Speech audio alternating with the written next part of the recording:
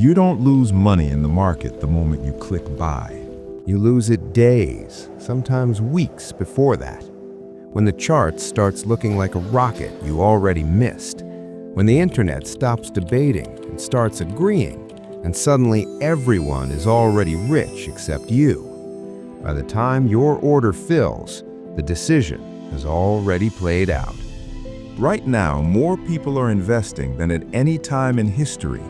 In the US alone, retail trading volume went from roughly 10% of daily trades in 2019 to over 25% during 2021.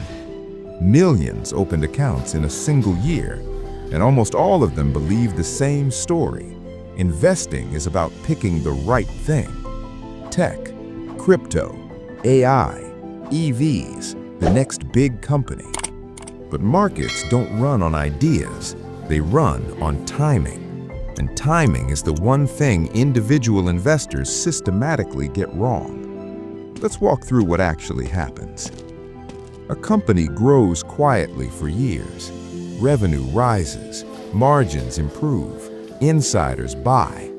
During this phase, almost nobody cares. Then institutions notice. Pension funds, asset managers, people who cannot move quickly and therefore must move early. They start accumulating slowly because buying too fast pushes prices against them. The price rises, but not dramatically. No headlines yet. Then analysts upgrade it. Then media covers it. Then social media discovers it. This is the moment most people think the opportunity begins. It's actually when it ends. Because price doesn't follow growth, it anticipates it.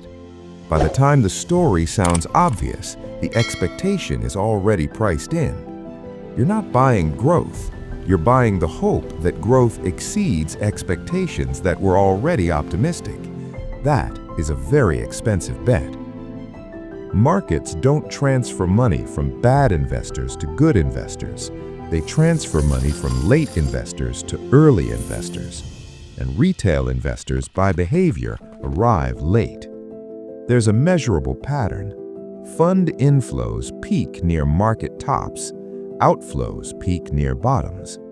In 2020, investors pulled money out after the crash, weeks before one of the fastest recoveries ever. In late 2021, record money poured in, just before a global drawdown.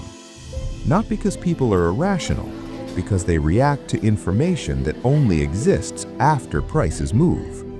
Good news creates confidence. Confidence creates buying. Buying creates the top. Bad news creates fear. Fear creates selling. Selling creates the bottom. The market isn't tricking you. It's using you as confirmation. There's also a quieter mechanism: volatility. Large investors manage risk by scaling in and out over months. They survive noise. Small investors experience volatility emotionally. They convert temporary price movement into permanent decisions. So they do something logical and destructive. They buy certainty and sell uncertainty. But certainty is always expensive. Uncertainty is where returns live. This is why the same asset can be profitable over 10 years and still lose money for most participants, because returns depend less on what you own and more on when you emotionally tolerate owning it. Now zoom out. The financial industry markets investing as selection. Choose wisely, pick winners. But the market is mostly a behavioral filter. It rewards patience more than intelligence, and patience is rare in environments engineered for stimulation. Notifications, charts updating every second, price alerts at 3 a.m. The system isn't broken, it's perfectly aligned with human psychology. Which raises an uncomfortable possibility. Maybe most people don't lose money because markets are risky, but because markets are a mirror. And if that's true, the real question isn't what should you invest in, it's whether a system built on reacting can ever outperform a system built on waiting.